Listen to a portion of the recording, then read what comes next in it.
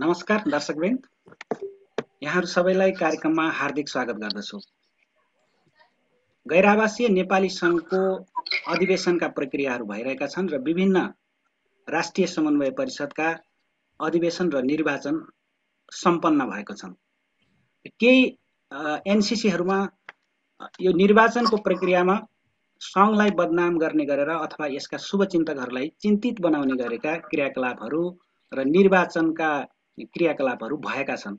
त्यसै मध्येको एउटा एनसीसी जापानमा भएको यो निर्वाचनको प्रक्रियामा अनलाइन निर्वाचनको प्रक्रियामा भएको त्रुटिको बारेमा त्यहाँको त्यो निर्वाचन समग्र प्रक्रियालाई चाहिँ समुदायले स्वीकार्न नसक्ने अवस्था सृजना भएको छ र त्यो निर्वाचनमा जे क्रियाकलापहरू भए त्यसले गर्दा जापानको नेपाली समुदायलाई चिन्तित बनाएको छ। वास्तवमा यो निर्वाचनमा के भएको थियो, जसरी बाहिर समाचारहरूमा आएका छन्, यस्तै कुराहरूलाई लिएर हामीले आज गैर-आवासीय नेपाली संघसँग आबद्ध रहेका दुईजना अभियन्ताहरूलाई यहाँ त्यो निर्वाचन प्रक्रियाको समग्र प्रक्रियाको बारेमा जानकारी लिने उद्देश्यले हामीले यहाँ बोलाएका छौँ। शालिग्राम भण्डारी हुनुहुन्छ, अध्यक्ष मण्डलको सदस्य सचिव। शालिग्रामजी, यहाँलाई हार्दिक स्वागत गर्दछु कार्यक्रममा। त्यसैगरी डाक्टर बलराम केसी हुनुहुन्छ, उहाँ विशेषज्ञ सल्लाहकार एनआरएनए एनसीसी। बलराम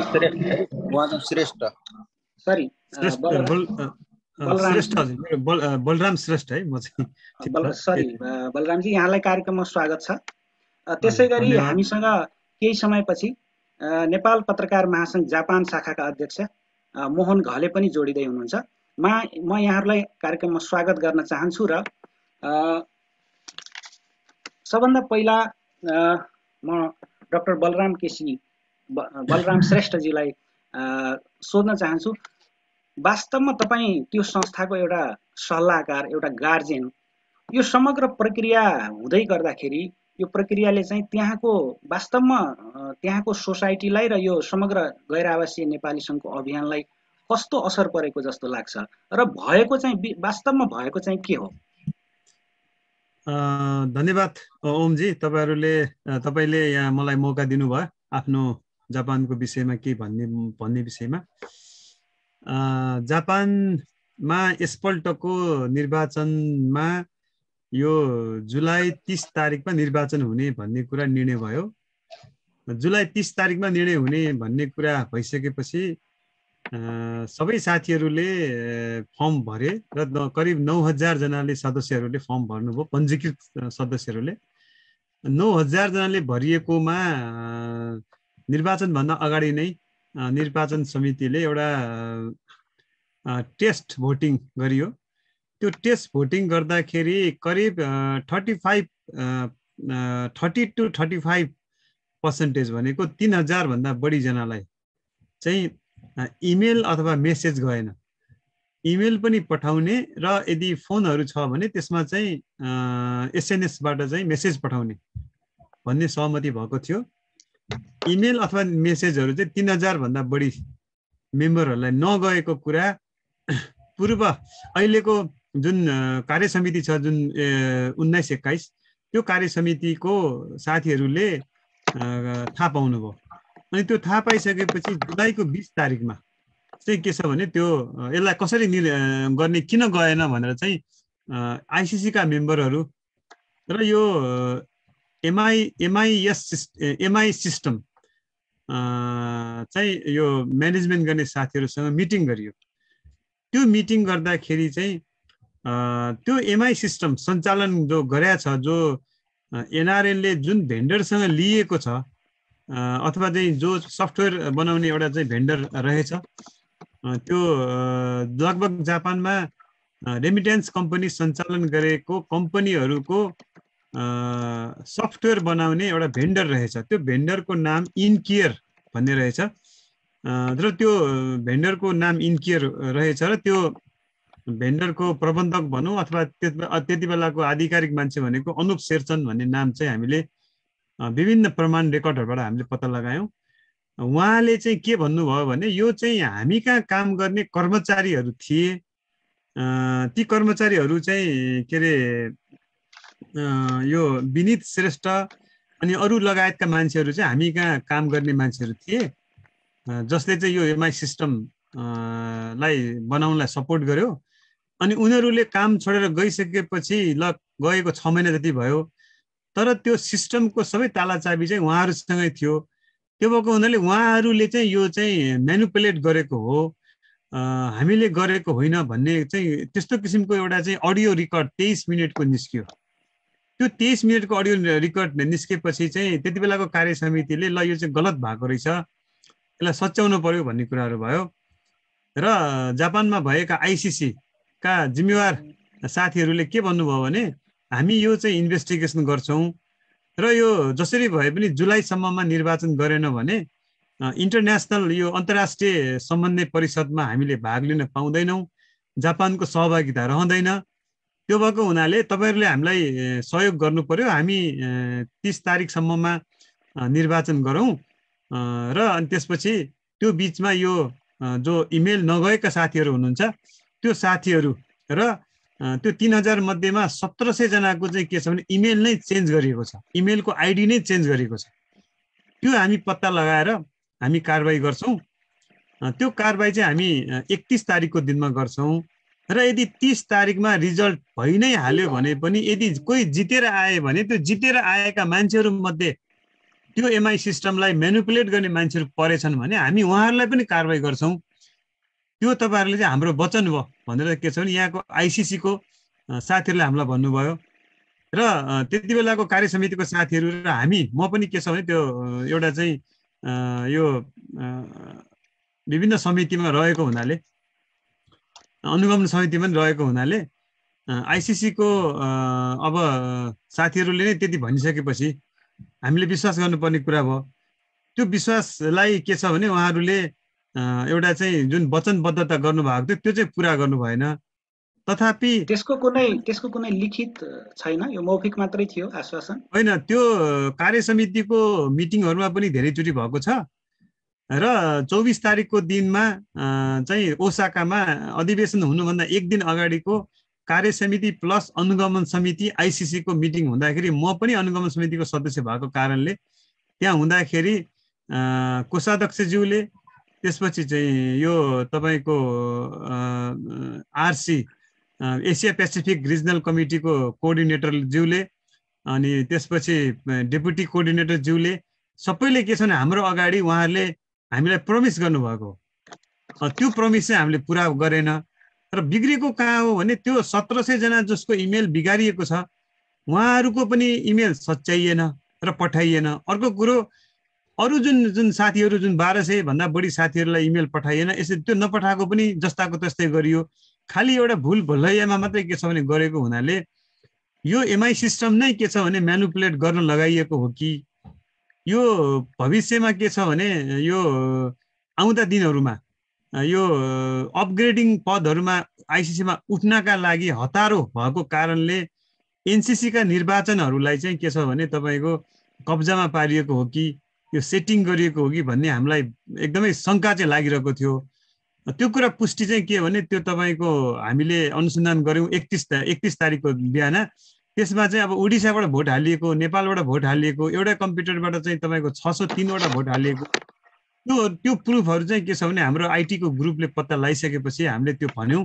त्यो भनेपछि यो छताछुल्लो भएको अवस्था हो। यसरी के छ भने यो भेन्डर र एनआरएन को आईसीसी एनआरएन को केन्द्रीय एनआरएन को अफिसमा भएका जुन आईटी टिम छ त्यो दुईटै टिमलाई चाहिँ किनिएको हो कि तिनीहरूलाई म्यानुपुलेट गरिएको हो कि भौतिक कुनै त्यस्तो चाहिँ भनौं आश्वासन दिएर चाहिँ यो म्यानुपुलेट गरेर एउटा भ्रमको एउटा निर्वाचन गरिएको हो कि भन्ने चाहिँ ठूलो शंका जापानवासी नेपालीहरूलाई छ र यो एकपछि अर्को पुष्टि भएर आइरहेको अवस्था छ। धन्यवाद डाक्टर बलराम श्रेष्ठज्यू। म फेरि आउने छु तपाईका। त्यसैगरी हामीसँग अर्का सहभागी हुनुहुन्छ शालिग्राम भण्डारीजी, उहाँ अध्यक्ष मण्डलको सदस्य सचिव हुनुहुन्छ।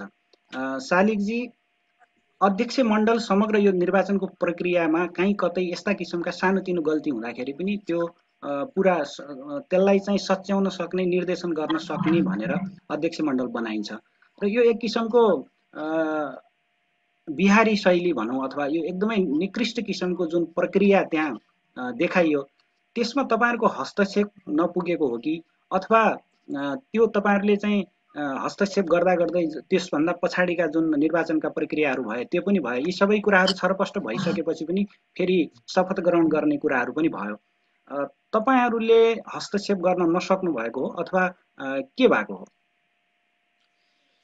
धन्यवाद ओमजी। यहाँको ग्लोबल नेप्लिज नेटवर्कलाई म धन्यवाद दिन चाहन्छु र सबै यहाँहरू सबै टिमलाई नै, भागीरथजी हुनुभयो, जगन कार्कीजी हुनुभयो र ओमजी हुनुभयो। यो कस्तो छ भने अब अलिकति बलरामजीले पनि भनिसक्नु भएको छ, एनआरएन जापानमा केही समय अहिले वर्तमानमा पनि केही समय पहिलादेखि नै क्षेत्रीय कमिटीको गठन हुँदै गर्दाखेरिबाट पनि केही समस्याहरू यहाँ आएको थियो र त्यसपछि सिङ्गो चाहिँ एनसीसी कार्य समितिमा चाहिँ समस्या देखा पर्यो। त्यसले गर्दा त्यसले फेरि एउटा चाहिँ अनुगमन समिति चाहिँ बनायो आइसिसीले। त्यसमा चाहिँ जापान भित्रका चाहिँ विभिन्न सङ्घ संस्थाका राजनीतिक दलका यावत चाहिँ एनआरएनका अभियन्ताहरू सबैलाई समेटेर 33 जनाको एउटा अनुगमन समिति पनि बनाएको थियो र त्यो अनुगमन समितिले नै अब निर्वाचनतर्फ र त्यसपछि चाहिँ अब अधिवेशन नै सम्पन्न गर्ने नयाँ कार्य समिति बनुन्जेलसम्मलाई चाहिँ त्यसले पनि अनुगमन अथवा परामर्श गर्ने भन्ने खालको कुराहरू आएको थियो र एउटा अहिले निवर्तमान जुन कार्य समिति छ, पहिलाको कार्य समितिले निर्वाचन समितिको चयन गरेको थियो। एकजना नेत्र प्रकाश भण्डारीजीको संयोजकत्वमा अब 3 सदस्यीय भनेर चाहिँ र त्यो समितिले चाहिँ आफ्नो निर्वाचन प्रक्रियाको कामहरू सबै गर्ने। अब सिस्टम चाहिँ सबै एमआइएस सिस्टमबाट चाहिँ यो चाहिँ मेम्बरहरू बनेको थियो 9300 समथिङ र त्यो कामहरू हुँदै गर्दाखेरि चाहिँ यो डमी भोटिङ उहाँहरूले गर्नुभएको थियो र त्यहाँ चाहिँ केही समस्याहरू आयो र समस्या आउँदै गर्दाखेरि चाहिँ इमेलहरू पनि नजाने, फोन पनि नआउने भएर के हो कसो भन्दै गर्दाखेरि अघि बलरामले भने जस्तो त्यो समस्या चाहिँ देखा पर्यो। अनि त्यसपछि यो 24 तारिकमा अधिवेशनको एक दिन अगाडि ओसाकामा हाम्रो बैठक बस्यो, कार्य समिति अनुगमन समितिका केही साथीहरू, त्यसपछि चाहिँ निर्वाचन समिति त हुनुहुन्थेन र त्यहाँबाट चाहिँ अब अधिवेशन पनि गर्ने र अब यो आएका समस्याहरूलाई एड्रेस गर्नुपर्छ भन्ने कुरा त्यसभन्दा पूर्व पनि आइसिसीका यहाँ जो सहभागीहरू हुनुहुन्छ उहाँहरूसँग हाम्रो परामर्श गर्दै गर्दाखेरि यसलाई चाहिँ सच्याउनुपर्छ, यस्तो गल्ती कहाँबाट भयो त्यसलाई कारबाही गर्नुपर्छ भन्ने विषयका कुराहरू पनि उठे र त्यो गर्दै गर्दाखेरि निर्वाचन चाहिँ नसारेसम्म त्यति छोटो समयमा फेरि ती अरू जो 1700 जुन इमेल आइडीहरू चेन्ज गरिएको छ उहाँहरूलाई एकचोटि अवसर दिनुपर्छ भन्ने किसिमले हामीले निर्वाचन सार्नको लागि चाहिँ त्यहाँ 3 दिन निर्वाचन सार्ने पनि त्यहाँ सहमति पनि भयो र 27 तारिक हुने निर्वाचन 30 तारिकमा पनि लगेको हो र 25 तारिकमा जो अध्यक्ष मण्डल बनेको 25 तारिकमा जो अधिवेशनले म लगायत हामीहरू 4 जना छौँ,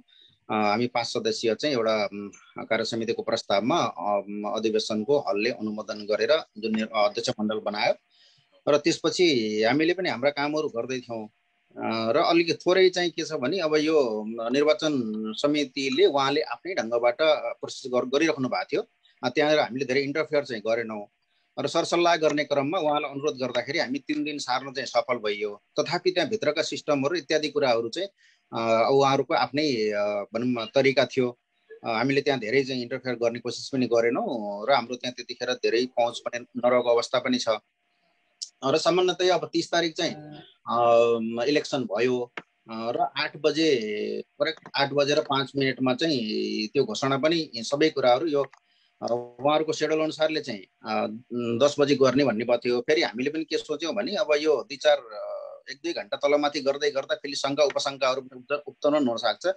त्यसले गर्दा यो सिधै आउट गरौँ भन्ने चाहिँ हाम्रो र उहाँहरूको अध्यक्ष मण्डलको र निर्वाचन समितिको संयुक्त चाहिँ जुन छलफल थियो त्यसले नै ल प्रकाशन गरौँ भनेर हामीले त्यो प्रकाशन चाहिँ गरेको र त्यतिखेर चाहिँ विजय हुने उम्मेदवारलाई हामीले पनि बधाई चाहिँ दिएका थियौँ, किनभने विजय भइसक्यो, निर्वाचन उसबाट विजय भइसकेपछि। अनि तत्कालै अर्को दिन बिहान चाहिँ साथीहरूले अलिकति खोजतलास गर्नुभएछ, अब जित्ने मान्छेले पनि नजित्या भएर अथवा चाहिँ उहाँहरूलाई शङ्का लाग्यो होला, त्यसले उहाँहरूले यो सबै कुराहरूको चाहिँ जस्ट एउटा चाहिँ प्रारम्भिक छानबिन गर्दाखेरि चाहिँ एउटै चाहिँ डिभाइसबाट त्यति धेरै भोटहरू गएको। अर्को कुरा चाहिँ उडिसाबाट आएको, नेपाल त बरु अब यहाँबाट चाहिँ नेपालमा गएको हुनुहुन्छ धेरैजनाहरू, इमेलबाट हाल्ने भयो भएर त्यहाँबाट हाल्न सक्नुहुन्छ, त्यो त त्यति ठुलो विषय पनि नहोला। अनि यी कुराहरू आइसकेपछि फेरि के भएको हो त, फेरि पहिला पनि अब आइडीहरू चेन्ज गरिदिने, इमेलहरू चेन्ज गर्ने कुराहरू आयो। त्यसपछि पनि फेरि यो कुरा चाहिँ फेरि निरन्तर रूपमा फेरि यस्तो खालको कुराहरू आइसकेपछि अध्यक्ष मण्डलमा चाहिँ यो पराजित उम्मेदवारहरू जो हुनुहुन्छ उहाँहरूले एउटा निवेदन पनि दिनुभयो। र हामीलाई पनि के लाग्यो भने अब यहाँ जापानमा धेरै पहिल्यैबाट पनि यहाँले एउटा चर्चित फेरि काण्ड छ 1 2 3 4 भन्ने छ, त्यो 2015-17 तिर पनि भएको थियो। यस्ता खालका कुराहरू पटक पटक हुनै गर्दाखेरि कसले यस्तो काम गरेको छ त, किन चाहिँ यस्तो भइरहेको छ त। एनआरएन जापान भने, एनआरएन भनेको त एउटा चाहिँ सामाजिक संस्था हो। यस्तो संस्थामा यति धेरै विधि चलखेल गर्नुपर्ने आवश्यकता केही छैन। र यहाँनिर चाहिँ अब जितेर पनि धेरै ठुलो चाहिँ विश्व विजय हासिल गर्ने पनि होइन र हारेर पनि सम्पूर्ण डुब्ने पनि होइन। तर कमसेकम एउटा चाहिँ प्रवासमा भएका नेपालीहरू को एउटा हकहितको लागि अथवा चाहिँ हाम्रा नाराहरू चाहिँ पुँजी भित्राउने होइन, बौद्धिक क्षमताहरू चाहिँ लाने, अब चाहिँ कल्चरको एक्सचेन्ज गर्ने, यस्ता यस्ता ठुला ठुला चाहिँ महत्त्वाकांक्षा बोकेर आउने। अनि यसमा लाग्ने अभियन्ताहरूले यस्तो खालको चलखेल किन गर्छन् त भन्ने कुराहरूमा हामीलाई पनि अलिकति चासो लाग्यो र यसलाई चाहिँ छानबिन गर्नुपर्छ र छानबिन गरेर एउटा चाहिँ रिपोर्ट ल्याउँ।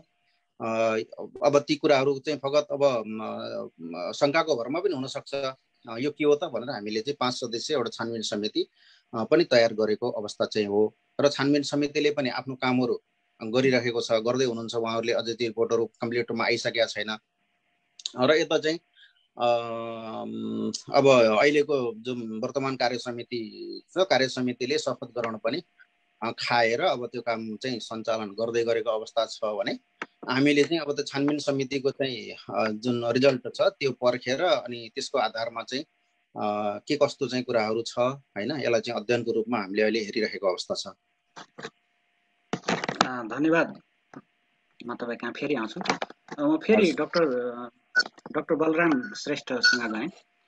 तपाईहरूले एउटा संयुक्त विज्ञप्ति निकालेरै त्यहाँका गैर आवासीय नेपाली सङ्घका अग्रजहरू भनौँ, अगुवाहरू भनौँ, सम्पूर्ण टिमले 30-35 कतिजनाको टिमले चाहिँ यो छानबिन हुन्छ र छानबिन भइसकेपछि मात्रै यसको चाहिँ परिणाम छानबिन भएर सत्य तथ्य बाहिर आएपछि मात्रै यो निर्वाचनलाई के गर्ने भन्ने कुरा चाहिँ त्यसपछि मात्रै हामीले चाहिँ त्यसको निर्णय गर्छौँ भनेर तपाईँहरूले भन्नुभयो। तर तपाईँहरूले त्यति भन्दै पनि फेरि चाहिँ यो शपथ ग्रहण हुने र प्रोसेस जस्तो प्रतिनिधि चयन भएर चाहिँ केन्द्रमा आएको कुराहरू पनि आएको छ र अब त्यो अवस्थामा चाहिँ तपाईँहरूलाई नसुनिएको हो अथवा एकपक्षीय भएको हो अथवा यो सुरुदेखि नै कसैको डिजाइनमा यी सबै क्रियाकलापहरू भइरहेका छन्, के लाग्छ डाक्टर साहब?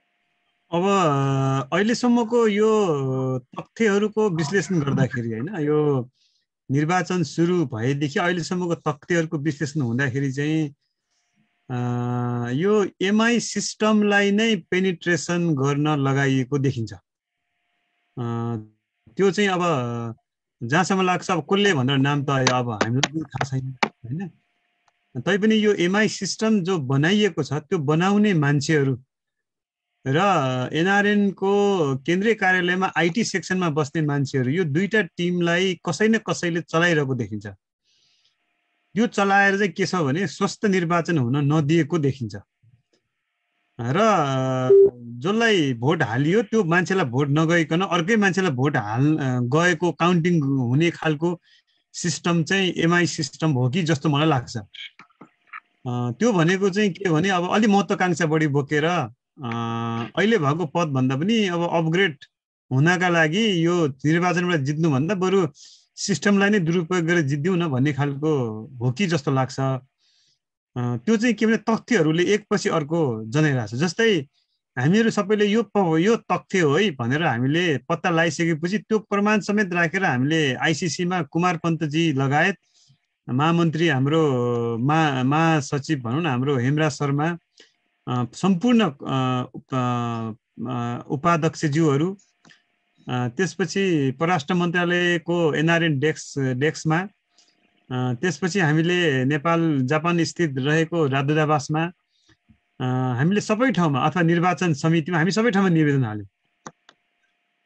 र यो अगस्तको 7 तारिकको शनिबारको लगभग मेरो विचारमा लगभग 10 बजे कुमार पन्तजी, हेमराज शर्माजी, महेश श्रेष्ठजी, गोविन्द श्रेष्ठजी, पारसमणि पोखरेलजी, त्यसपछि केन्द्रीय निर्वाचन समितिको सदस्य हाम्रो भूषण घिमिरेजी, त्यसपछि आइसिसीका मेम्बरहरू नारायण सुवेदीजी, अध्यक्ष मण्डलको सदस्यहरू शालिग्रामजी, त्यसपछि रोशन केसीजीहरूसँग मेरो पनि मिटिङ भयो जुममा।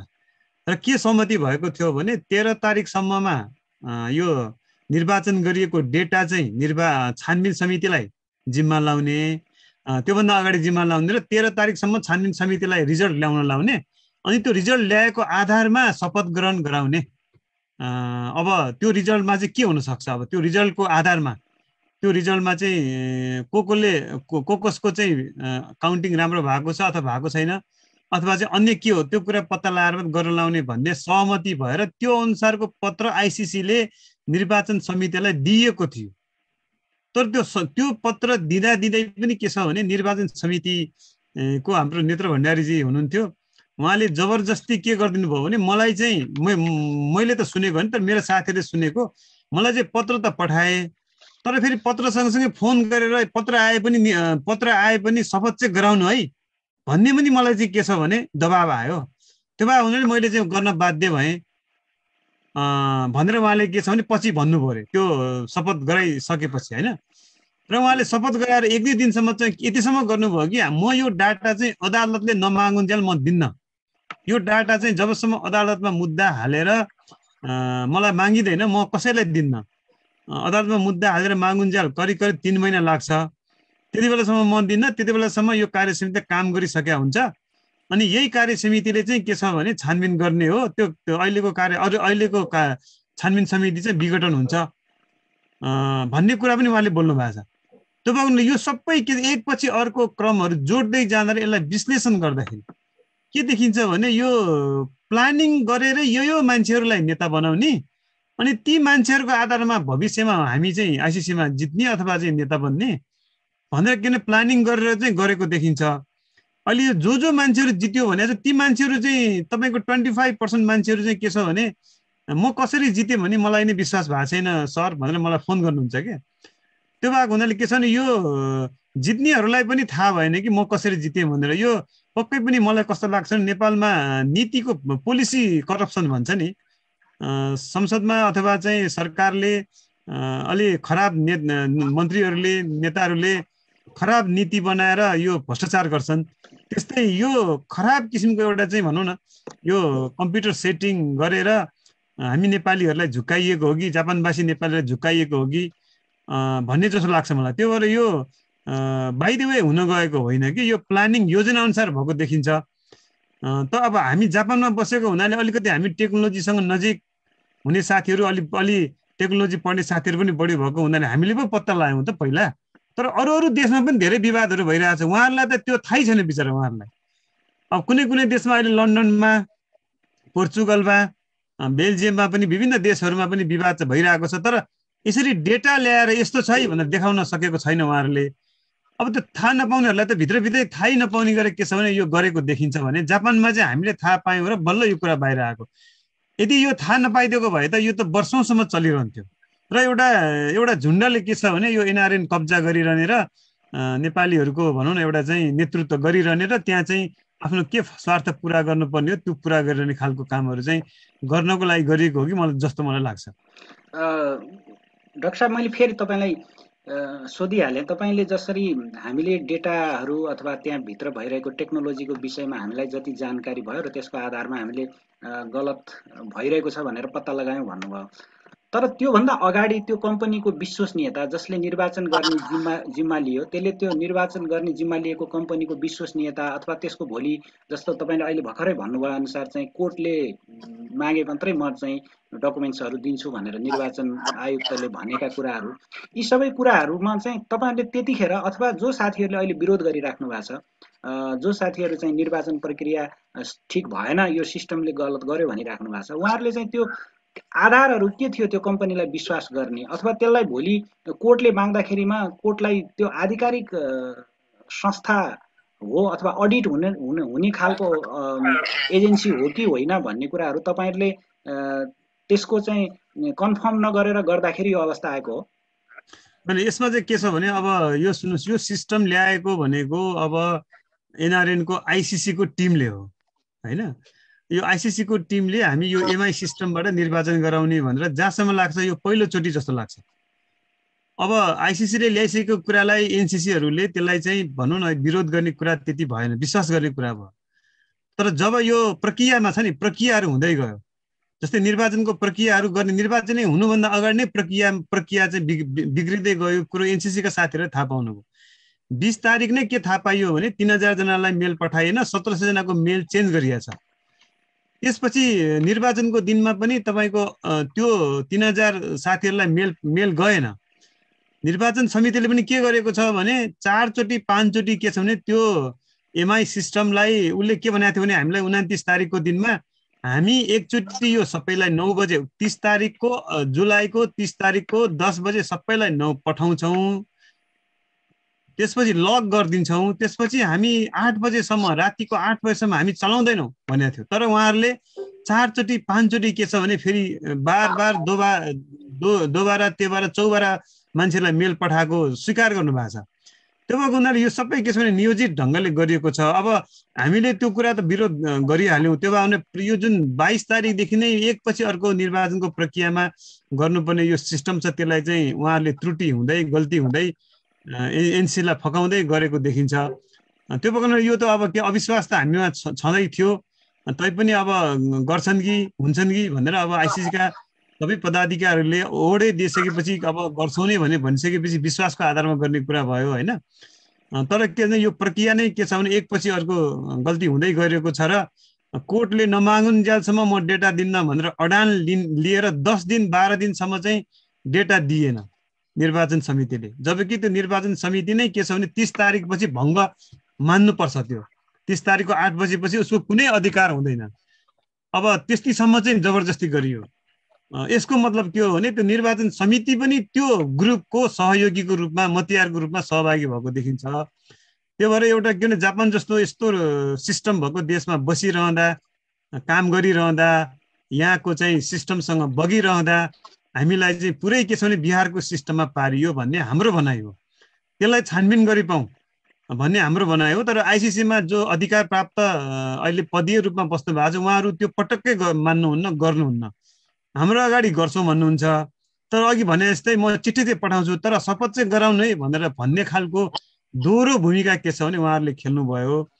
त्यो खेल्नुको पछाडि के उहाँहरूको स्वार्थ चाहिँ हामीले अहिलेसम्म जान्न सकेको छैनौँ। धन्यवाद डाक्टर बलराम श्रेष्ठज्यू। हामी अहिले यो गैर आवासीय नेपाली सङ्घ जापानमा निर्वाचनको क्रममा भएको धाँधली को बारेमा वास्तविकता के हो भनेर बुझ्ने प्रयास गरिरहेका छौँ, जानकारी दिने प्रयास गरिरहेका छौँ। हामीसँग 2 जना त्यहाँको गैर आवासीय नेपाली सङ्घका 2 जना अगुवाहरू अभियन्ताहरू हुनुहुन्छ, डाक्टर बलराम श्रेष्ठ त्यसै गरेर शालिग्राम भण्डारी। हामी अहिले विभिन्न अनलाइनहरूबाट यो लाइभ भइरहेका छौँ। हामी 4दिशा.com बाट लाइभ छौँ, त्यसै गरेर osnepal.com, globalneplease.com, eneplease.com, deepsanchar.com, japansamachaar.com, Nepal express, नेपालसंसार.com, britishkhabar.com, नेपालमामिला.com, दर्पणसंसार.com र राइटनेपाल.com का फेसबुक पेजबाट हामी लाइभ भइरहेका छौँ। हामीलाई हेरिराख्नुभएका समग्र दर्शक वृन्दहरूलाई हामी पुनः स्वागत गर्न चाहन्छौँ। र म अब शालिग्राम भण्डारीसँग आउन चाहन्छु। उहाँ सदस्य सचिव हुनुहुन्छ निर्वाचन अध्यक्ष मण्डलको।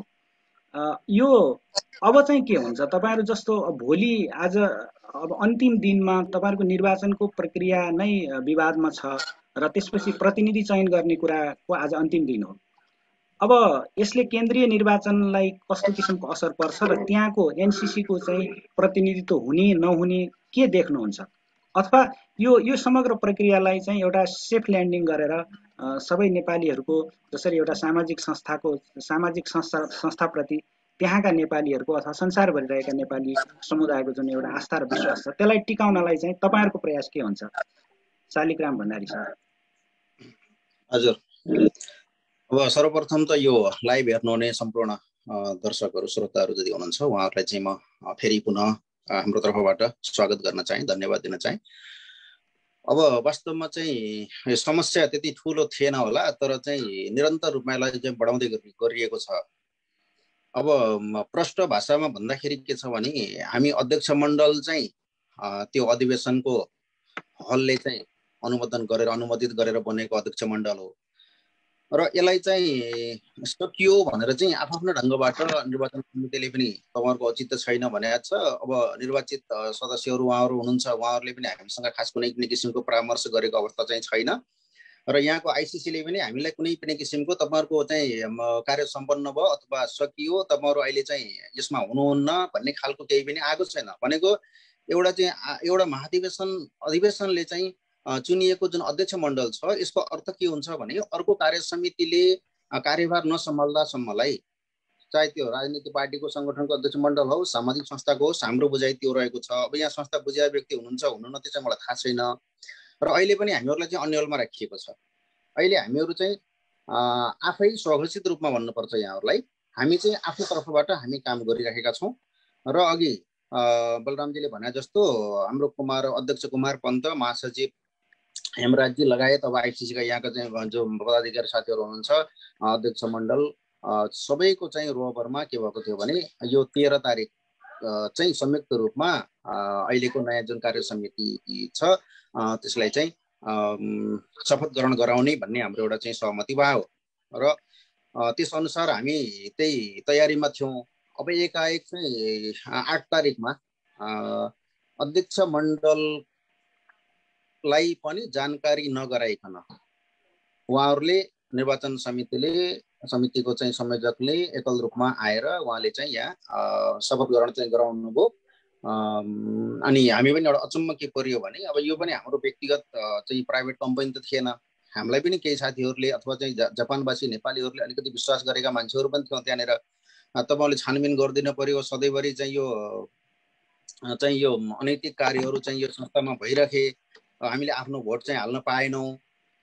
अनि मैले एउटा फोन नम्बर पाएको थिएँ र त्यो फोनमा चाहिँ त्यो फोनबाट र त्यो इमेलबाट धेरैजनाको इमेल आइडी चाहिँ चेन्ज भएर रहेछ। संयोगवश उहाँ व्यक्ति चाहिँ मेरो आफ्नै क्षेत्रको हुनुहुँदो रहेछ र मैले उहाँलाई चाहिँ यो तपाईँले चाहिँ एनआरएनको बारेमा के थाहा छ, तपाईँले एनआरएनको निर्वाचन सम्पन्न भयो, तपाईँलाई चाहिँ इमेलहरू अथवा एसएमएसहरू आयो कि आएन के भयो भन्दाखेरि उहाँले भन्नुहुन्छ मलाई केही थाहै छैन, म 2 वर्ष भयो जम्मा जापानमा आएको, अब मलाई त यो विषयमा त केही पनि थाहा छैन, कि कहाँबाट भयो के भयो भन्ने कुरामा अनभिज्ञ हुनुहुन्छ। उहाँकै चाहिँ फोन नम्बर प्रयोग गरेर उहाँकै चाहिँ उसबाट चाहिँ धेरैजनाको चाहिँ त्यहाँ इमेल आइडीहरू चेन्ज भएको छ भन्ने कुराहरू चाहिँ आयो र यस्ता खालका गुनासाहरू धेरै ठाउँबाट आइराखेको भएर हामीले चाहिँ सत्य तथ्य छानबिन गरौँ। हाम्रो अरू यसमा अरू कुनै इन्टेन्सन छैन। जितेका चाहिँ विजयी उम्मेदवारहरू हुनुहुन्छ उहाँहरूलाई पनि हामी बधाई दिइसकेका छौँ र दिन्छौँ पनि। उहाँहरूको चाहिँ के भन्छ त कार्यकाल चाहिँ असफल होस् भन्ने हामीलाई त्यो पनि छैन र अहिले जतिजना साथीहरूले चाहिँ पराजित हुनुभएको छ उहाँहरूलाई पनि यो कुरा थाहा होस् हामी चाहिँ नियतवश हराइएको हो अथवा हामी आफ्नै तरिकाले मतदाताहरूले हामीलाई अविश्वास गर्नुभयो अथवा चाहिँ हामीलाई यो चान्स नदिनु भयो भनेर चाहिँ यसैको बिचमा चाहिँ हाम्रो यो अध्यक्ष मण्डलका साथीहरू हामीहरू यसमा लागिरहेका छौँ। र अचम्म लाग्दो कुरा के हो भने हामीले 8 तारिक चाहिँ किन तपाईँहरूले यसरी चाहिँ शपथ ग्रहण गर्ने कार्यक्रम राख्नुभयो भन्दाखेरि चाहिँ उहाँहरूको जवाफ यो अनौपचारिक जवाफ हो। यो अध्यक्ष मण्डल अलिकति बढी जान्ने हुन थाल्यो, यसले छानबिन समिति बनाउन थाल्यो, यसलाई चाहिँ मान्यता दिनु भएन। अध्यक्ष मण्डललाई नै अब एनआरएन जापानको अहिलेको कार्य समितिले शपथ ग्रहण गरिसकेपछि अध्यक्ष मण्डल स्वतः रूपमा विघटित हुन्छ। त्यो भइसकेपछि उसले बनाएको पनि यो छानबिन समिति पनि त्यतिकै चाहिँ भनौँ न डिसमिस हुन्छ भन्ने खालको त्यो अब यहाँका अग्रजहरू हुनुहुन्छ अथवा आइसिसीका हुनुहुन्छ को हो उहाँहरूले त्यो खालको चाहिँ कुरा गर्नुभयो र यसरी चाहिँ हतारमा चाहिँ बनाइयो, शपथ ग्रहण कार्यक्रम सम्पन्न गरियो भन्ने कुराहरू चाहिँ हामीले सुन्नमा आयो हैन।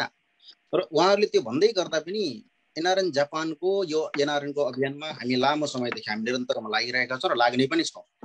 त्यसले गर्दा उहाँहरूले त्यो भने तापनि हाम्रो आफ्नो कर्तव्यबाट हामी चाहिँ पछाडि हट्दैनौँ हैन। यो छानबिन समिति बनेको छ, त्यो समितिले चाहिँ सत्य तथ्य चाहिँ अब लगभग नतिजामा हामी पुगिसक्न लागेको छ भन्ने खबर आएको छ। यसमा चाहिँ कसैको पनि आग्रह पूर्वाग्रहबाट चाहिँ काम हुने छैन हैन। छानबिनको रिपोर्ट आइसकेपछि त्यो रिपोर्टको पनि हामीले निर्णय गर्ने चाहिँ होइन। हामी यहाँका पत्रकारहरू, जापानका चाहिँ के भन्छ यो यहाँका अग्रजहरू, यहाँका सङ्घ संस्थाहरू, सबै जो अभियन्ताहरू हुनुहुन्छ र हाम्रो आइसिसी पनि छ, हामी त्यहाँ ती कुराहरू राख्छौँ। यस्तो खालको चाहिँ प्रतिवेदन आयो, यसलाई तपाईँले ठिक मान्नुहुन्छ कि मान्नुहुन्न भन्ने कुरा राख्ने मात्रै काम हाम्रो हो। त्यसो गर्दा अब यहाँ मैले अघि भनिसकेँ, अब अहिले चाहिँ यो प्रतिनिधि पठाउने कुराहरू पनि हामीले पनि प्रतिनिधि पठाइसकेका छौँ। प्रतिनिधिहरू, किनभने यो आइसिसीलाई चाहिँ इफेक्ट पर्ने काम चाहिँ नगरौँ भन्ने किसिमले चाहिँ त्यो प्रतिनिधिहरू यहाँबाट चाहिँ अहिले पठाएको अवस्था चाहिँ छ। यद्यपि त्यसलाई मान्यता दिने नदिने अथवा यसलाई चाहिँ स्वीकार गर्ने नगर्ने त्यो चाहिँ आइसिसीको काम भयो र हामीले चाहिँ यो पहिले नै तयार गरिसकेका हुनाले यो कार्य समिति बन्नुभन्दा अगाडि यो 65% र 25% चाहिँ यो अध्यक्ष मण्डलको जिम्मामा आउँछ भन्ने किसिमले चाहिँ त्यो तयारी अनुसारले हामीले बनाएर एक खालको चाहिँ काम गरेको अवस्था चाहिँ छ। र अब यो कुरा गर्यो भने त जति कुरा गर्यो उति नबुझ्ने जस्तो लाग्छ। यसका अभियन्ताहरू जो हुनुहुन्छ उहाँहरूको जुन सोच हो, सोच अत्यन्त चाहिँ के भन्छ धेरै नै प्रशंसनीय सोचहरू लिएर चाहिँ एनआरएन अभियानमा लाग्दै गर्नुभएको छ। तर चाहिँ त्यो छिर्ने क्रममा चाहिँ यो मूल ढोकाबाट नभएर झ्यालझ्यालबाट कसरी छिर्न सकिन्छ, कसरी छिराउन सकिन्छ भनेर चाहिँ यो ठुलै शक्ति चाहिँ त्यो यतापट्टि पो अलि बढी परिचालित भएर लागेको छ। र कहिले चाहिँ अब मुडे बल प्रयोग गरेर पनि केही कुराहरू चाहिँ भए, अहिले आएर चाहिँ अब दिमाग प्रयोग गरेर अब चाहिँ फेरि सिस्टमलाई चाहिँ कतापट्टि लान सकिन्छ, अब त्यो शक्ति चाहिँ यहाँ अहिले एकदमै लागि परेको अवस्था छ। र हाम्रो आग्रह चाहिँ के हो भने जापानबाट यो खालको एउटा शुद्धिकरण अभियान चाहिँ सुरु भयो भने अन्यत्र पनि र भविष्यका दिनहरूमा पनि यस्तो खालको गल्तीहरू चाहिँ नदोहोरियोस् भन्ने नै हाम्रो चाहिँ चाहना हो। अहिलेलाई मैले यति भने, अरू केही थप भयो भने। धन्यवाद शालिग्राम भण्डारीज्यू। हामीसँग जापान स्थित पत्रकार तथा गैर आवासीय नेपाली पत्रकार महासंघका सचिव खगराज गौतम पनि जोडिनु भएको छ। म यहाँलाई कार्यक्रममा स्वागत गर्छु। एकजना पत्रकारको हिसाबले, स्वतन्त्र हिसाबले सोच्दाखेरि अथवा त्यहाँको तपाईले त्यो सबै समग्र प्रक्रियालाई हेरिराख्नु भएको छ। अब यो जसरी भर्खर शालिग्राम भण्डारीजीले भन्नुभयो, गैर आवासीय नेपाली सङ्घको आदर्श जुन एउटा संस्थाको मर्यादा छ त्यो एकातिर छ, त्यसलाई त्यो संस्था कब्जा गर्नका लागि विभिन्न किसिमका यस्ता गलत क्रियाकलापहरू पनि हुने गरेको देखिन्छ र जापान पनि अहिले त्यसैको पीडामा छ भन्ने किसिमले उहाँले भनाइराख्नुभयो। वास्तवमा अब चाहिँ यो गैर आवासीय नेपाली सङ्घको जुन परिकल्पना भित्र हामीले चाहिँ क्रियाकलाप गर्नुपर्ने हो ती नभएर यस्तो किसिमको एउटा हामी समाजलाई नै हरेक समुदायका हरेक व्यक्तिलाई लज्जित बनाउने किसिमका घटनाहरूले अब चाहिँ गैर आवासीय नेपाली सङ्घको भविष्य के देख्नुहुन्छ? विशेष गरी जापानका नेपालीहरूले गैर आवासीय नेपाली सङ्घ जापानलाई चाहिँ अब कसरी स्वीकार गर्छन्? धन्यवाद सर। आजको यस जुन महत्त्वपूर्ण कार्यक्रम आयोजना गरेर एनआरएन को अभियानमा लागेर त्यस मार्फत जुन सेवा भावले समाजका निम्ति काम गर्नका लागि जुन देशभरबाट लाग्नु भएको छ त्यसका निम्ति अहिले आएका विवाद, आएका राम्रा नराम्रा पक्षले विभिन्न देशभरिका विश्वभरिका नेपालीहरूलाई एउटा शोचनीय विषय बनाएको छ। कतिपय अवस्थामा त्यसले चाहिँ भर्खर एनआरएन को अभियानमा लाग्दै गरेका अभियन्ताहरूलाई पनि शोचनीय विषय चाहिँ बनाएको छ। र सन्दर्भ जापानको कुरा गर्दा यसको मैले सुरुदेखि को अवस्था हेर्दा मलाई के लाग्छ भने यस एनआरएन को समग्र कुरा गर्दा सदस्यता जुन पञ्जीकृत सदस्यताहरूको सुरुवात गरिन्छ त्यसबाट नै यसको समस्याको सुरुवात हो भन्ने चाहिँ मेरो बुझाइ छ। जसरी पञ्जीकृत सदस्यता बनाउनका निम्ति अरूलाई लगाउने र अब त्यसपछि एकमुष्ट रूपमा सबैले जुन राखिएको छ त्यसले चाहिँ गर्दा समस्या त्यही पञ्जीकृत सदस्यता निर्माणबाट सुरुवात भएको हो।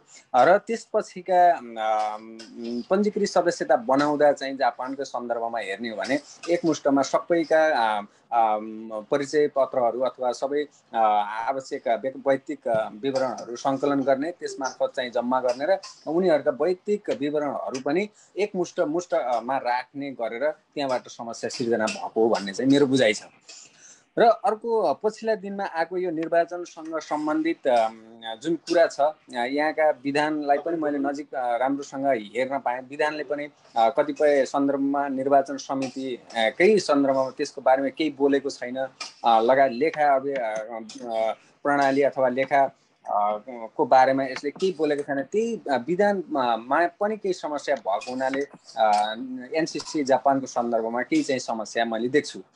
र पछिल्लो दिनमा यहाँ निवर्तमान समितिका अध्यक्षमाथि जुन खालको केही वैयक्तिक आरोप लगाइसकेपछि आइसिसीले एक खालको निर्णय गर्यो र अध्यक्षलाई निष्क्रिय बनाउने र समग्र कार्य समितिलाई नै त्यसको विघटन जस्तै शब्द त्यो प्रयोग नगरे पनि विघटनकै शैलीमा गर्यो। त्यसलाई चाहिँ काउन्टर दिने गरेर त्यो बहुमत सदस्यहरूले जुन गरे र त्यसपछि पुनः समितिलाई सक्रिय बनाउनका निम्ति एउटा जुन पत्र पठायो, त्यसबाट नै एकले अर्कोलाई कसरी काउन्टर गर्न सकिन्छ भन्ने खेलोमेलो सुरु हुँदा यी समस्याहरू सिर्जना बल्झिँदै जुन समाधान हुँदै जानु पर्थ्यो झन् बल्झिँदै चाहिँ जान थाले।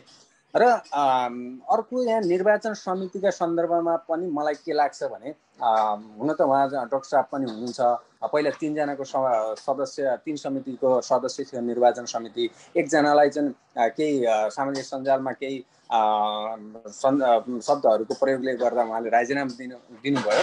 पछाडि 2 सदस्यीय निर्वाचन समिति बन्यो। निर्वाचन समितिले चाहिँ के गर्नु पर्थ्यो भन्ने मेरो बुझाइ छ भने, निर्वाचन समिति कार्य समितिद्वारा गठन भएको हुनाले कार्य समितिप्रति नै उत्तरदायी र जिम्मेवारी हुनु पर्थ्यो। तर पछिल्ला दिनमा जब कार्यवाहक अध्यक्षको नेतृत्वमा यहाँको समिति सञ्चालन हुन थाल्यो, त्यसपछि निर्वाचन समिति र यो यहाँको एनसिसी जापानको बिचमा केही न केही दूरी चाहिँ बढ्न थाल्यो। त्यसले पनि अर्को समस्या फेरि सिर्जना गर्दै गयो। र निर्वाचनका सन्दर्भमा के आयो भने, निर्वाचन सदस्य पञ्जीकृत सदस्यहरू प्रमाणीकरणका निम्ति चाहिँ 3 सदस्यीय समिति बनाइएको रहेछ। कोषाध्यक्ष, अध्यक्ष, महासचिव र प्रवक्ताको नेतृत्वमा 4 सदस्य। त्यसपछि त्यहाँ उहाँहरूले नै हेर्ने र प्रमाणित गरेर त्यसलाई फाइनल गर्ने थियो र पछाडि अन्तिम दिनसम्ममा केही सदस्यताहरू तलमाथि भएको भन्ने कुरा गाईगुई आए। त्यसलाई चाहिँ पुष्टि हुने आधार पछाडि जब इमेल चेन्ज भएर 1700 करिब 1700 का इमेल परिवर्तन भएर जुन डमी निर्वाचन गरिएको थियो, नमुना निर्वाचन, त्यसमा कतिपयको मतपत्र नआइपुगेपछि प्रश्नहरू उब्जिए। प्रश्न उब्जिसकेपछि केही प्रमाण पनि भेटिएपछि त्यसको समाधान गरेर मात्रै निर्वाचन जानुपर्छ भन्ने चाहिँ कुरा आइसकेपछि यहाँ चाहिँ अहिले पछिल्ला दिनमा निर्वाचन मण्डल अर्को उम्मेदवारहरूलाई पनि मैले के समस्या देख्छु भने, उहाँहरूले जब समस्या देखियो त्यहाँ केही न केही मेनिपुलेट भएको हो भन्ने कुरा पुष्टि भइसक्यो भनेपछि त्यसको छानबिन गरेर अथवा त्यसको एउटा रिपोर्ट अथवा त्यसको एउटा निर्णयमा नपुग्दासम्म निर्वाचनमा जानु चाहिँ हुन्थेन। उहाँहरूले चाहिँ निर्वाचनमा जान तयार हुनुभयो। निर्वाचनमा गइसकेपछि उहाँ कस्तो शर्तमा जानुभएको छ भने 27 तारिकलाई चाहिँ निर्वाचन तोकिएको थियो। तर 27 तारिकलाई त्यो जुन 1700 मतलाई फेरि गुगल फर्म मार्फत चाहिँ सहजीकरण गर्ने र फेरि उनीहरूलाई मतपत्र जाने व्यवस्था मिलाउने भनेर चाहिँ 30 तारिकलाई सारियो।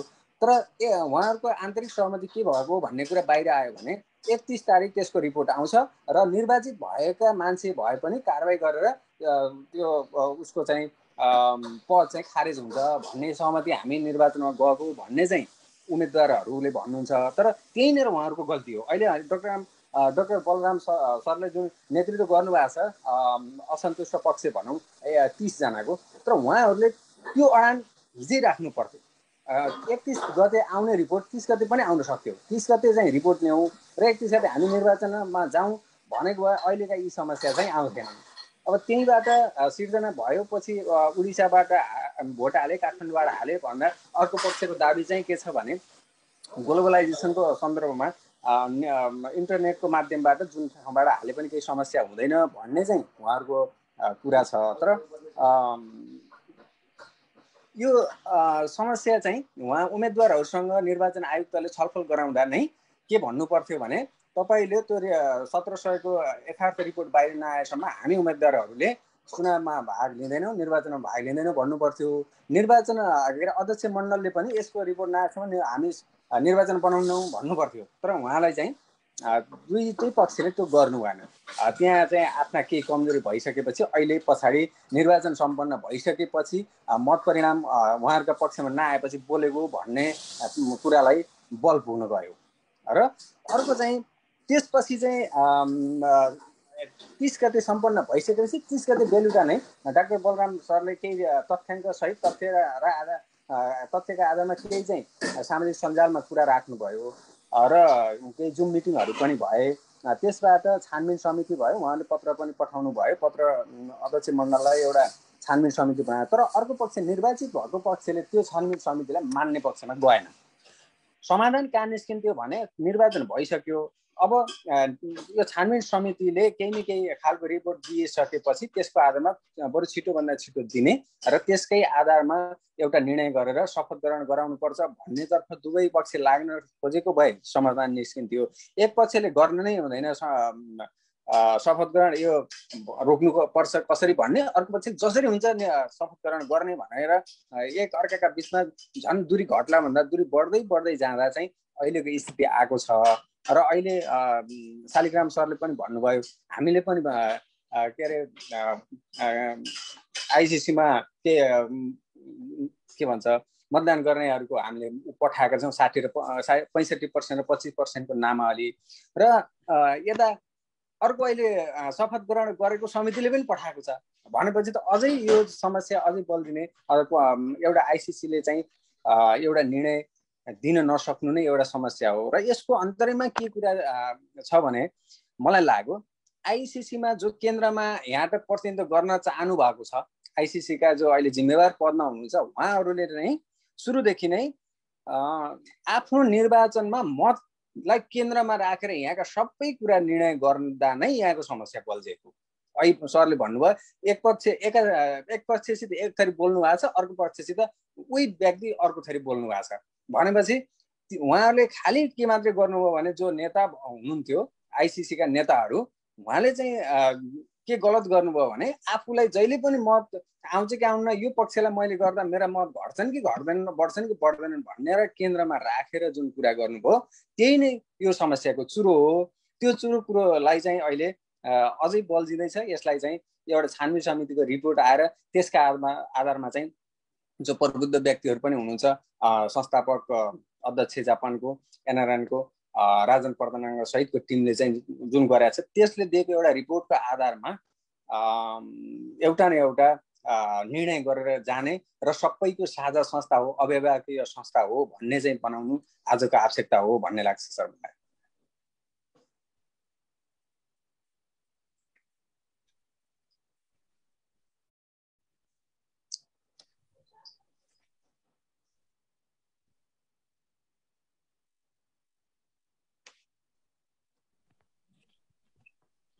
उहाँको म्युट छ क्या?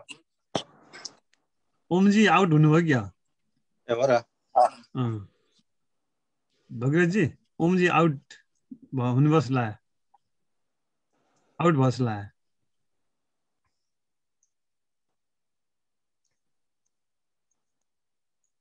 आउट नै हुनुभएछ कि जस्तो छ।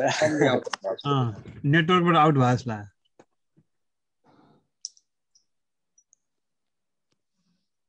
जगनजी हजुर जगनजी हजुर ओमजी खोइ हराउनु भयो नि। त्यही त यहाँ डिस्कनेक्ट भयो जस्तो छ, एकैछिन डिस्कनेक्ट भयो हो, ओमजीको डिस्कनेक्ट भयो जस्तो छ। भैरव सर सुनिराख्नु भएको छ हो? जोइन गर्न ट्राई गर्दैछु भन्नुभएको छ ए ओमजीले। ठिकै छ, हामी यसै विषयमा आफ्नो केही कुरा राखिदिनु म डाक्टर बलराम सरलाई अलिकति ओमजी आउन्जेलसम्मको लागि गर्ने पाएँ मैले। हस्, धन्यवाद जगनजी। यो अहिले भर्खरै हाम्रो खगराजजीले भन्नुभएको कुराहरू र अलिकति शालिगजीले भन्नुभएको कुराहरू म अलिकति पुष्टाइ गर्न चाहन्छु।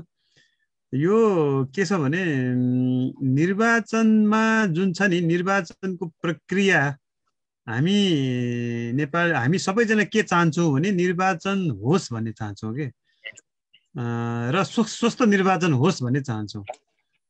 अहिले जुन साथीहरू भनौँ न जितेर आएको भनेर भनिएको साथीहरू छ अथवा हारिएको भनिएको साथीहरू छ, उहाँहरू दुई गुटमा कुनै पनि के छ भने एकले अर्कासँग कुनै पनि द्वेष भावना छैन। अहिले पनि के छ भने त्यो सबै साथीहरू हामीहरू कुरा गर्छौँ। तर त्योभन्दा बाहेकको यहाँ प्रश्न के हो भने यो निर्वाचन साँच्चीकै भएको हो कि भन्ने भ्रम छ क्या हामी सबैलाई।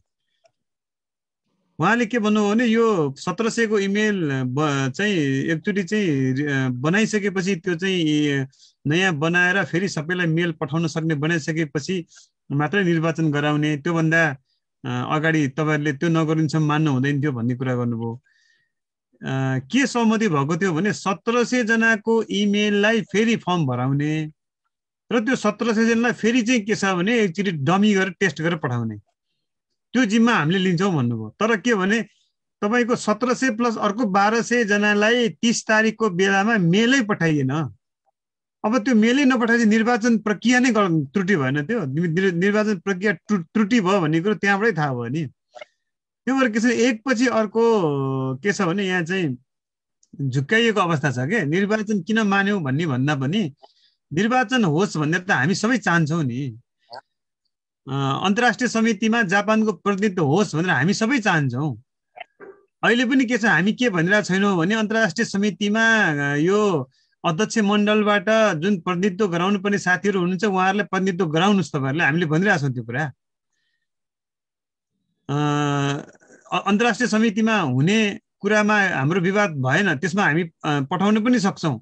तर हाम्रो भनाइ के छ जुन गलत भ्रम तरिकाले निर्वाचन गराइयो, एकपछि अर्को प्रक्रियाहरू गलत गर्दै गरियो, त्यो चाहिँ एउटा भ्रम हो। त्यो जापानमा मात्रै भ्रम हो कि अरू देशमा नै भ्रम हो, यो चाहिँ खान तलासी गरौँ, खोज तलासी गरौँ भन्ने चाहिँ हाम्रो कुरा हो कि। त्यो कुरा चाहिँ के छ भने नहुन्जेलसम्म जहिले पनि के छ भने नेपाली समाज त स्वस्थ रूपमा हुने भयो। जो चाहिँ स्वस्थ रूपमा निर्वाचनमा निर्वाचित भएर आउँदैन त्यो मान्छे त कुनै पनि जनताप्रति कुनै पनि सदस्यप्रति इमान्दारै हुँदैन नि। उसले पैसा दिएर चाहिँ के छ भने जितेर आएको हुनसक्छ, उसले चाहिँ भनौँ न मसल्स लगाएर जितेर आएको हुनसक्छ, उसले चाहिँ सिस्टम बिगाएर जितेर आएको मान्छे त मैले यसरी नै जित्छु सधैँ भन्ने चाहिँ एउटा उसलाई घमण्ड हुन्छ। अनि त्यसले कसरी जापानमा बसेको नेपालीहरूको लागि काम गर्छ, कसरी उसले चाहिँ भनौँ न यो प्रवासी नेपालीहरूको सुख सुविधाको लागि देशको लागि काम गर्छ। उसलाई त एउटा के हुन्छ भने यो सिस्टम मैले कब्जा गरेर चाहिँ जितेर आएको हो, त्यो भए हुनाले म कोहीप्रति पनि जिम्मेवार हुनु हुँदैन भन्ने उसको मनभित्र भइरहन्छ नि। त्यो भएर यस्तो किसिमको के छ भने जापानमा मात्रै भएको होइन, अरू देशमा पनि भएको, खालि ती साथीहरूले थाहा नपाएको अथवा थाहा नदिएको मात्रै हो। त्यो भएर यो कुरालाई के छ भने हामीले चाहिँ छानबिन गरौँ भन्दाखेरि एक पक्ष चाहिँ के छ भने छानबिन गर्न नदिने पक्षमा गयो कि। त्यो छानबिन नदिने पक्ष भनेको अहिले म जितेको छु भन्ने पक्षहरू होइनन्। आइसिसीमा जाने हाम्रो 4-5 जना यहाँ चाहिँ के छ भने नेताहरू हुनुहुन्छ, उहाँहरूले के छ भने यसलाई चाहिँ छानबिन नगराउने पक्षमा जानुभयो कि। छानबिन नगराउने अनि छानबिन नगराएर अहिलेको चाहिँ के छ भने यो भ्रममा गरेको निर्वाचनलाई कायम गर्ने भन्ने पक्षमा गएको हुनाले हामीहरू सबै जापानवासीहरू यसमा उठेको हौँ। त्यो भएको भने हामी अझै पनि के भन्छौँ भने यो जुन छानबिन समिति जुन बनेको छ राजेन्द्र प्रधानको ज्यूलाई कतै उहाँलाई पनि दबाब दिएर निर्वाचन समितिले गरेको जो चाहिँ जबरजस्ती एकपक्षीय कुरा लादेर आफ्नो कुरा चाहिँ राख्न लगाइने हो कि एउटा चाहिँ बलिको बोका भन्ने हो कि उहाँहरूको भनौँ न एउटा सनक उहाँको एउटा भनौँ न एउटा चाहिँ कुरालाई चाहिँ लिएर त्यस्तो गराइने हो कि भन्ने हामीलाई शङ्का छ। त्यो भएको हुनाले हामी के छ भने छानबिन समितिलाई पनि हामी के अनुरोध गर्दछौँ भने तपाईँ संस्थापक अध्यक्ष पनि भएको हिसाबले यत्रो जापानवासी नेपालीहरूको दुःख पीडा पनि थाहा भएको हुनाले तपाईँले साँचो कुरो निकाल्नु भएन भने यो जापानवासी नेपालीहरूप्रति ठुलो अन्याय हुन्छ।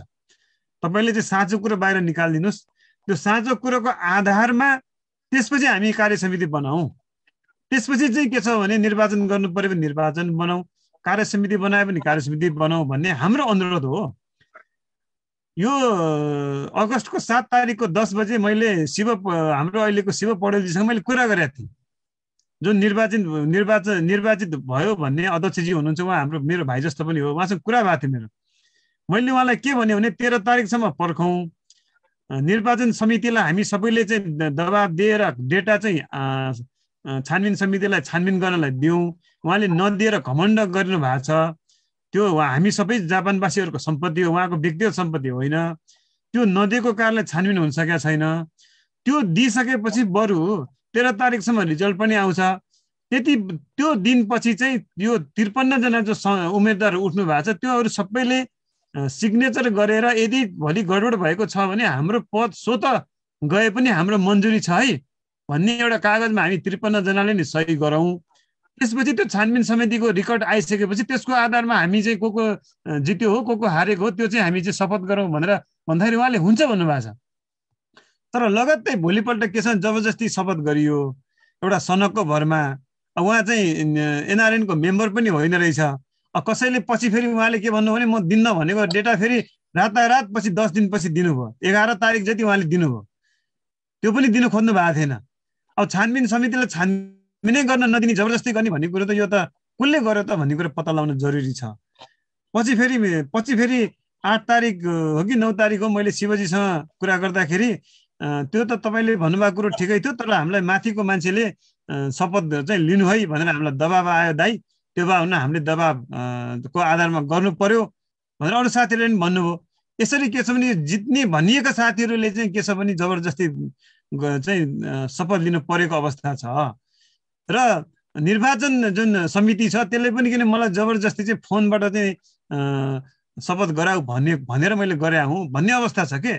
त्यो भएको हुनाले यहाँ देखावटी चाहिँ एउटा हो, तर भित्री रूपमा चाहिँ के छ भने पुरै एउटा चाहिँ केन्द्रबाटै लागेर गरिएको जस्तो खालको एउटा चाहिँ भेन्डरलाई पनि म्यानुपुलेट गरेको, आइसिसी एनआरएन आइसीको केन्द्रको आइटी ग्रुपलाई पनि म्यानुपुलेट गरेको देखिन्छ। र यो क्लियर नहुन्जेलसम्म चाहिँ हामीले यो कुरालाई मानिरहने हो भने जापान जस्तो देशमा बसेर हामी लालु प्रसाद यादवको निर्वाचनमा सहभागी भएको जस्तो हुन्छ। अब पहिला तपाईँको 2015 सालभन्दा अगाडि भौतिक रूपमा निर्वाचन गर्दाखेरि सधैँ गुन्डाहरू लाएर के छ भने निर्वाचन चाहिँ हडप्ने, जबरजस्ती अध्यक्ष चाहिँ के भन्छ तपाईँको चाहिँ घोषणा गर्ने गरिन्थ्यो।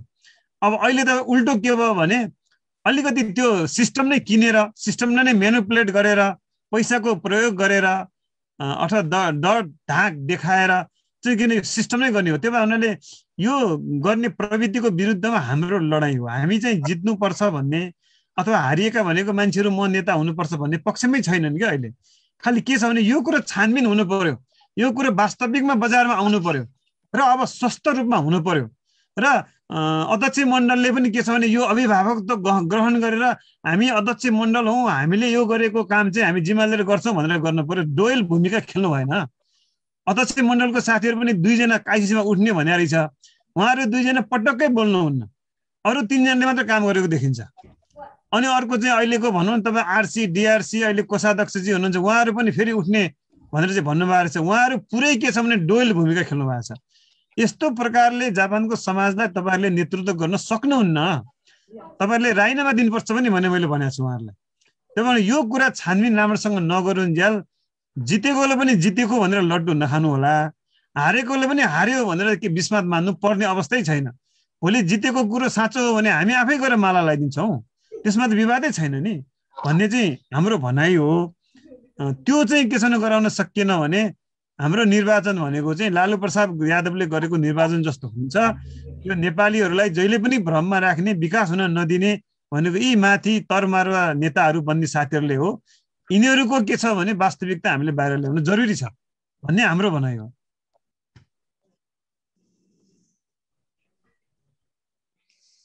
ओमजी हजुर म्युटमा हुनुहुन्छ, साउन्ड ठिक छ?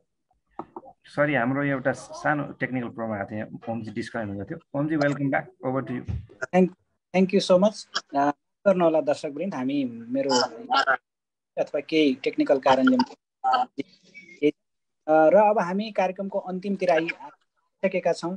हामी चाहिँ यो गैर आवश्यक जापानमा भएको निर्वाचनको क्रममा भएका त्यहाँको चाहिँ गल्तीहरूको समाज विभाजित गर्ने किसिमले क्रियाकलाप गएको अवस्थामा त्यहाँको वास्तविकता जान्नको लागि आज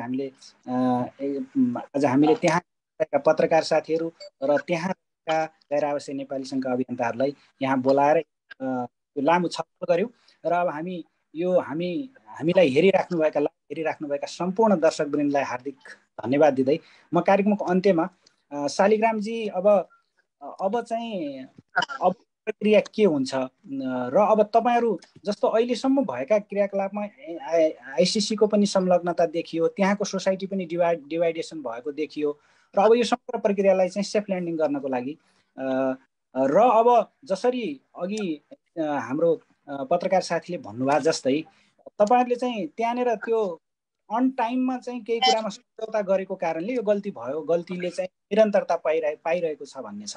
अब यस्तो यो गल्तीलाई निरन्तरता नगएर स्वच्छ रूपमा त्यहाँको समुदायले जसलाई भोट गरेको अथवा जसलाई चुन्न चाहेको, जसलाई आफ्नो नेता बनाउन चाहेको, त्यो प्रक्रियामा चाहिँ अब तपाईँहरूको चाहिँ त्यो प्रक्रियालाई चाहिँ सर्वस्वीकार्य हुने गरेर गर्नको लागि तपाईँको चाहिँ के भूमिका हुन्छ अथवा के गर्नुहुन्छ अन्तिममा?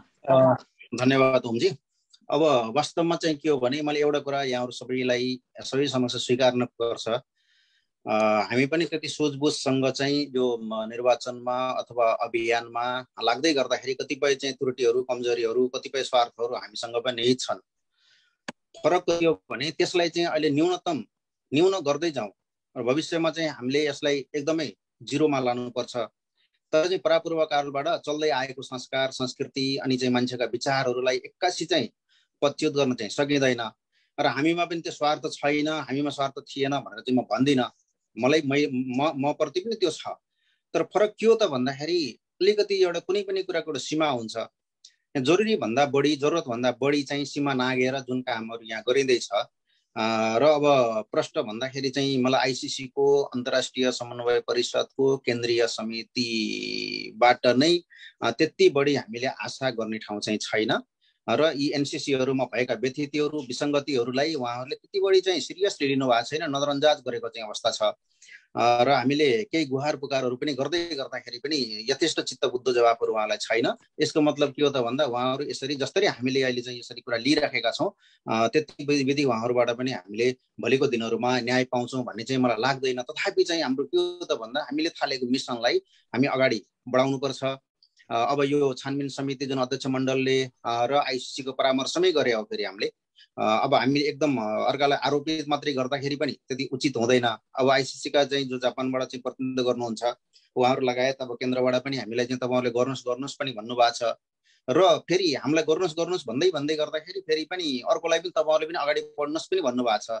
अब यो यस्तो खालको दोहोरो चरित्र नगरिदिएको भए या त हामीलाई तपाईँहरू बस्नुहोस्, तपाईँहरूको काम छैन, तपाईँहरू अगाडि बढ्ने होइन, तपाईँहरू यही नै सीमित हो, सिद्धियो तपाईँको भनेर हामीलाई चाहिँ पदमुक्त गरिदिनु पर्यो अथवा चाहिँ हाम्रो मार्ग प्रस्तुत गरिदिनु पर्यो। अब उहाँहरू त्यो पनि नगर्ने, अनसुनी पनि गर्ने, पठाउँदै पनि गर्नुहोस् भन्ने। अब अघिको कुरा भयो भने कार्य समितिले पनि एउटा लिस्ट पठाएको हुनसक्छ अहिले र हामीले पनि पठाएको छौँ। अब कसलाई मान्यता दिने नदिने पात्रहरू त हुनै हुन्छ, जसले पठाए पनि यहाँबाट होइन। हामीले पनि हाम्रो कामलाई चाहिँ अब यहीँनिर ब्रेक गर्न चाहिँ सकेनौँ, किनभने के को आधारमा गर्ने? कसैले त भन्नु पर्यो। नयाँ कार्य समितिले चाहिँ शपथ ग्रहण गरिसकेपछि अब चाहिँ त्यहाँ त अध्यक्ष मण्डलले गराउनु पर्ने हुन्थ्यो होला, कोही सहभागी हुनु पर्थ्यो होला, काम त त्यसरी विधिवत रूपमा जानुपर्ने हो नि। होइन फलानु त केही पनि होइन, अध्यक्ष मण्डल त ठिकै होला, तर अध्यक्ष मण्डलको फलानु चाहिँ ठिक छैन भनेर जसरी यहाँ पात्रहरूको पछाडि चाहिँ मान्छेहरूले विश्लेषण गर्ने गरिन्छ, यो संस्थाहरूमा, सङ्गठनहरूमा यस्तो चाहिँ हुनु हुँदैन। यहाँ पात्र जो भए पनि एउटा विधि हुन्छ, विधि सम्बद्ध चाहिँ चल्नुपर्ने हुन्छ। त्यो कुरा आइसिसीले बुझोस्। उहाँहरूले चाहिँ बुझ्नु के पर्छ भने संस्थाभित्रको चाहिँ विधि र जो पद्धति छ त्यो कुरा चाहिँ बुझ्न जरुरी छ। र अबको दिनहरूमा एनएन जापानको कुरा गर्दै गर्दाखेरि यो यत्तिकै ल्याङ्गरिङ चल्न पनि सक्छ, यसमा पनि हामी भन्न सक्दैनौँ। किन भन्दाखेरि यहाँ अब त्यस्तो हाम्रो अभिभावकै कोही पनि छैन। यहाँ कार्य समिति एक खालले अब काम गरेर अगाडि बढ्दै हुनुहुन्छ, उहाँहरूलाई हामीले अवरोध गर्ने कुरा पनि आएन। अब यताबाट जति साथीहरूले कुरा निकाल्नु भएको छ उहाँहरूको कुराहरू पनि अब चाहिँ भोलि छानबिनमा सत्य होला नहोला त्यो चाहिँ हामी अहिले भन्न सक्दैनौँ। यो गलतै भएको भनेर पनि हामीले ठोक्ने कुरा भएन। हामीले छानबिन समिति जब बनाइसकेपछि त्यो रिपोर्ट चाहिँ नआउन्जेलसम्म हामी त्यसरी चाहिँ कसैलाई पनि ब्लेम पनि गर्दैनौँ, कसैलाई चाहिँ सफाई पनि गर्दैनौँ। तर हाम्रो एउटा त्यो हलले दिएको जुन जिम्मेवारी थियो त्यो जिम्मेवारी अन्तर्गत रहेर हामीले चाहिँ अहिले काम गरेको हो र जापानवासी नेपालीहरूले हामीप्रति केही आशा गरेका चाहिँ उदाहरणहरू पनि छन्। उहाँहरूले चाहिँ तपाईँहरू त्यहाँ हुनुहुन्छ, तपाईँहरूले केही न केही छानबिन गरेर ल्याइदिनु भयो भने भन्ने मात्रै कुरा छ। त्यो रिपोर्ट के आउँछ हामी त्यो प्रश्न चाहिँ यहाँहरू समक्ष राख्नेछौँ। त्यसपछि त्यसको फैसला के गर्ने भन्ने कुरा आइसिसीले गर्दा उपयुक्त हुन्छ कि अब चाहिँ यहाँका जनमानसले गर्दा हुन्छ कि अथवा चाहिँ यो एनआरएनका अभियन्ताहरू देश विदेशमा रहनुहुन्छ उहाँहरूले के गर्ने भन्ने कुरा चाहिँ त्यो भोलिको दिनमा नै तय हुनेछ।